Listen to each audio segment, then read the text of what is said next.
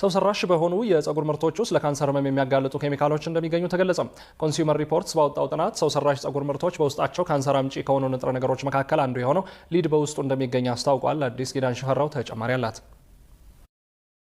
ህፃናትን ጨምሮ ስፍር ቁጥር በሌላቸው ሰዎች በብዛት ተጠቃሚነት ያላቸው ሰው ሰራሽ የፀጉር ምርቶች ላይ 100% ካንሰር አምጪ የሆኑ ንጥረ ነገሮችን ማግኘቱን ኮንሱመር ሪፖርትስ የተሰኘ መሰረቱን በአሜሪካ ያደረገ አንድ የጥናት ተቋም ይፋ አድርጓል። በ10 ታዋቂ ሲንቴቲክ ሹሩባ መስሪያ ሰው ሰራሽ ምርቶች ላይ በተካሄደው ምርመራ 3 ውስጥ የቤንዚንና ካርሲጆኒክ ንጥረ ነገሮች መገኘታቸውን የተገለጸው የምርት ደህንነት ባለሙያው ጄምስ ሮጀርስ በእነዚህ ሲንቴቲክ ሰው ሰራሽ የፀጉር ምርቶች ውስጥ 90% ካንሰር አምጪ የሆነው ሊድ ንጥረ ነገር እንደተገኘባቸው ተናግሯል። የአርቲፊሻል ፀጉር ሙቅ ውሃ ውስጥ ሲነከር ቮላታይል ኦርጋኒክ ውህዶች እንደሚለቅ ነው የተገለጸው። በተለያዩ የፀጉር ምርቶች የሚታወቀው ካኒካሉን ለኤንቢሲ ኒውስ አስተያየት ለመስጠት ለቀረበለት ጥያቄ ፈቃደኛ አለመሆኑ ተገልጿል። ነገር ግን ኮንሱመር ሪፖርትስ ካኒካሉን በተለያዩ የፀጉር ምርቶች ውስጥ ጥቅም ላይ የሚውሉትን የኬሚካሉን ፋይበሮችን ያመርታል ሲል አስታውቋል። የWRAL ዘጋቢው ዴስቲን ፓተርሰን በአልበርት አንስታይን የሕክምና ኮሌጅ ተማሪ ከሆነችው ክሪስታል ቶማስ ጋር ባደረገው ቆይታ ቶማስ ከ2 ዓመት ገደማ በፊት ለመጀመሪያ ጊዜ በሰው ሰራሽ ፀጉር ሹሩባ ለመሰራት ወሰንኩ። በዚያ ምሽት ጉሮሬ እየተጣበቀና ለመተንፈስ አስቸጋሪ እንደሆነ ተረዳው። እናም በአንድ ወቅት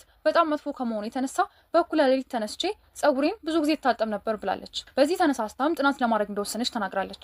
ከዓመታት በፊት የWRAL መርማሪዎች ከፀጉር ማፍታቻዎች ወይም ሄር ሪላክሰርስ ጋር በተገናኘ የክስ ሪፖርት አውጥቶ እንደነበር ይታወሳል። ሬቬሉን እና ሮሪያል በሚባሉ ምርቶች ላይ ሲሆን ካንሰርን የሚያመጡ ኬሚካሎች እንዳለባቸውም ተጠቅሷል። ልክ እንደ ፎሮፎር፣ የመተንፈስ ችግርና የፀጉር ማሳከክ ያለ ምልክቶችን ችላ ማለት እንደማይገባ ባለሙያዎች መክረዋል። ይህንን ችግር ለመፍታት የተፈጥሮ ፀጉርን ወይም ሂውማን ሄር መጠቀም የቱንም ያህል ዋጋው ቢጨምርም ከሰው ሰራሽ ፀጉር የሚወጣውን ጉዳት ሊቀንስ እንደሚችል ተጠቁሟል።